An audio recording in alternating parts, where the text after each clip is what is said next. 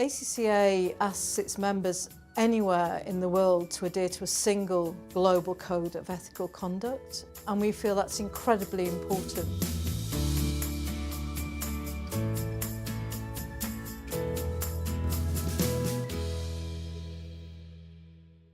Hello, I'm Magali Laguerre-Wilkinson. Welcome to Ethics in Business in Their Own Words. To celebrate the 5th Annual Global Ethics Day in October 2018, ACCA, the Association of Chartered Certified Accountants, has teamed up with Carnegie Council and CFA Institute to produce this interview series. It features global business leaders exploring how businesses are preparing for an ethical future in the face of threats and challenges presented by globalization, technology, and human psychology. Today, we're talking to Helen Brand, OBE, Chief Executive of ACCA. ACCA is the leading global body for professional accountants. It believes that accountancy is vital for economies to grow and prosper, and works all over the world to build the profession and make societies fairer and more transparent. Its 208,000 members are trained to think critically and strategically. They are leaders in the organizations they work in all over the world, helping them to grow and prosper in an ethical, responsible way. ACCA's reputation has made it the most sought-after qualification for aspiring professional accountants, with over 500,000 students currently studying an ACCA qualification in 179 countries around the world. And at the heart of that training lies ethics. What role does ACCA play in the community? ACCA is the global body for professional accountants, and we're there to provide the professional accountants and expertise that ensure sustainable development of economies and businesses where our members work. What is the code of ethics that accountants are signed up to? The International Federation of Accountants produces an international code of ethics, and that's the one that ACCA has adopted and many other professional accountancy organisations across the world. And that is essentially the standards of conduct by which all accountants must abide and by which they're regulated. And therefore, if a member of the public makes a complaint about any professional accountant who's a member of a body such as ACCA, it will be investigated and, if necessary, disciplinary action taken. The public doesn't always know that. It's our job to make it known, but that accountability loop is driven by the code of ethics. So you're basically the internal affairs or the police of accountants, right? Are you an accountant's nightmare? No, accountants love being ethical. That's the point. It's only ever a very small percentage that move beyond the code of ethics or transgress the code of ethics. And I think that's the point about trust. The public needs to trust that people will, first of all, abide by that code of ethics, and on the rare occasion when they don't, that they will be held to account. What are some philanthropic efforts the ACCA is undertaking? ACCA's public value remit really means we're driving at that societal change and sustainable economic growth through the accountancy profession. So I don't always like to narrow things down to specific initiatives that we're having, because the organisation as a whole and all of our 200,000 plus members and 500,000 students should be driving towards adding value to the businesses, economies, societies where they work. That having been said, it's been fantastic to be very heavily involved in developing the accountancy profession in countries such as Afghanistan, Rwanda, Myanmar, where you can see there's a real need in rebuilding those economies and societies for the professionalism and ethics that professional accountants can bring. You mentioned some of these countries. What are the trends that you're seeing? Like all businesses and all sectors, digitisation or the increased use of technology in business is absolutely huge. So there's no aspect of work, be that your ethical conduct or the way you process, that isn't going to be impacted by that digital transformation that we're seeing. So that's a kind of given in everything we talk about now. But also increased governance and regulation, very much to the fore. So governments looking for better governance within businesses and organisations to be accountable to their stakeholders and to the wider public. And And also, I think the environmental impacts, so how businesses are dealing with the environment and being held to account for that, also incredibly important. All of this, of course, backed up by ACCA's own research. We framed it Professional Accountants of the Future, and these trends came out very much to the fore. How is ACCA managing its impact on the environment? We can't manage what we don't measure. So this is where the accountancy profession really comes into its own in terms of helping businesses, organisations, governments to understand the real impact of their activity on the environment and therefore taking action on it. So we need common standards of measurements so we all understand the impacts that we're having. It's been great. We're going to be celebrating this year the Prince of Wales, Prince Charles's decade of accounting for sustainability, the integrated reporting movement led by the IIRC, the International Integrated Reporting Council. All of these movements are very much focused on getting the right measures to make sure we can manage our impact. How does ACCA work to create diversity in the accounting industry? First and foremost, to be diverse, you have to be inclusive. And that means creating the pathways to enter the profession in the first place. So since its very inception in 1904, ACCA has worked along values of diversity and inclusion, providing opportunity without artificial barriers.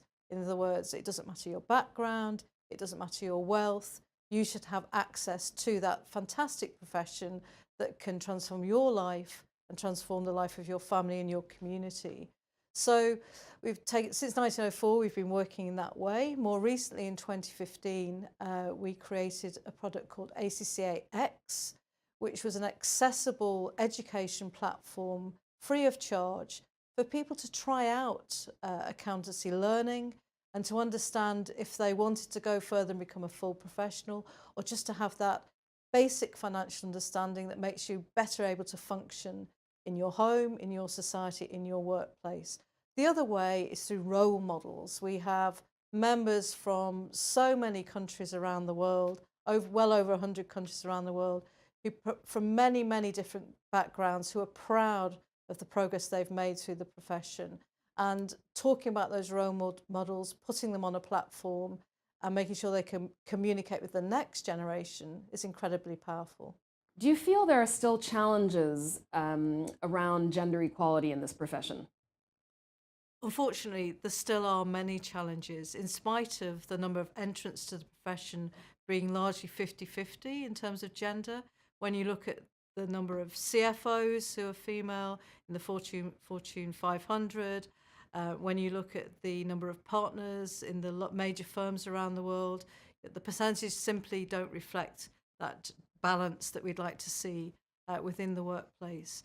So ACCA puts a lot of effort into researching this, to assisting our women members to progress further and make sure they're getting the right support and training, but also through our research and insights. And most recently, we did a piece of research showing that there is a 7-year handicap for women reaching the same executive level as men. And there's a myth grown up around this, that it's the failure of women to have the right confidence or to lean in their careers, to take the risk to reach that executive level. In fact, what we found was that women quite often are denied the same opportunities to take new assignments, to take those strategic roles, and to be sponsored by a mentor who will protect them from the politics in the workplace and allow them to progress. That's actually meaning it's a 7-year period that they're delayed reaching that executive level.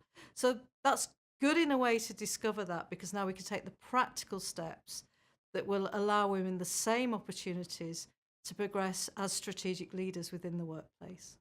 And what are the practical steps?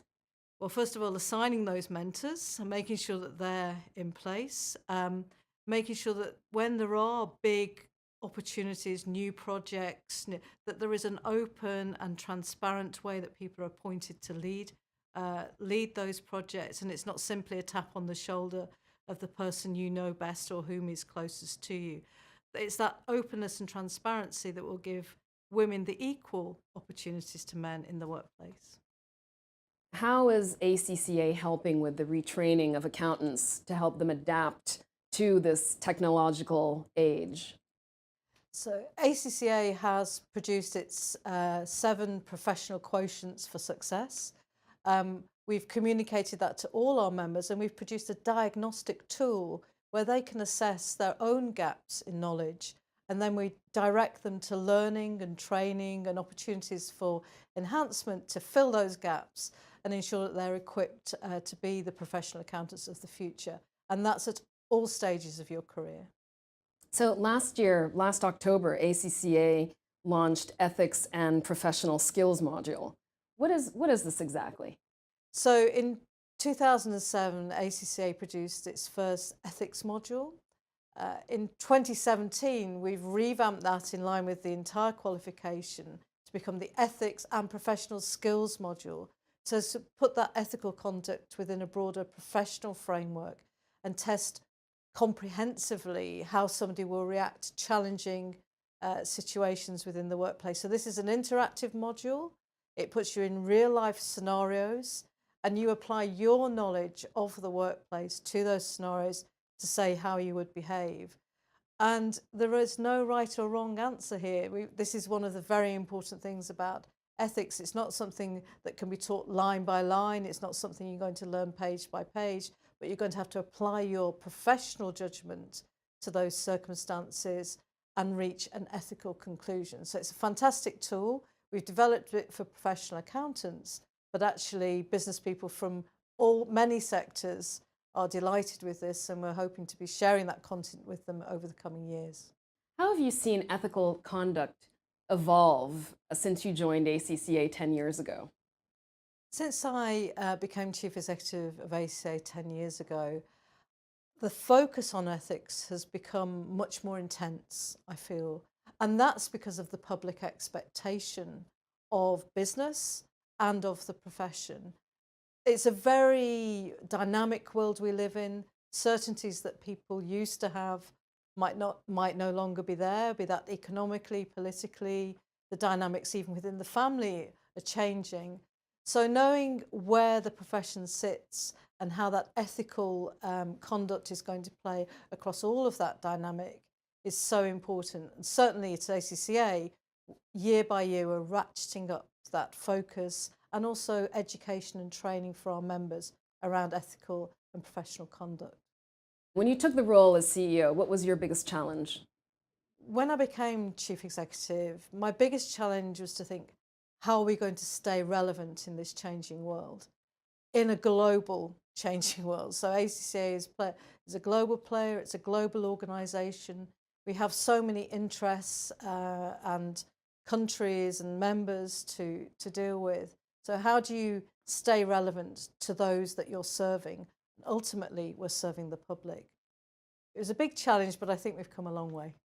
What is the greatest, because this is for Global Ethics Day, what is the greatest ethical challenge facing the ACCA and the accounting world in general?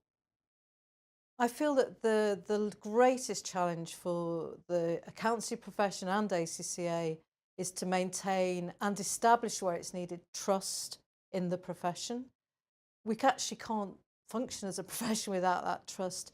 And yes, it's been under challenge from many directions, be that the economic changes we're seeing, having to behave ethically within the digital age that we're now in. It's a changing landscape, and yet we absolutely need to maintain that steadfast ethical core to the profession and trust from the public in order that the profession can function. You talk about maintaining that steadfast ethical call.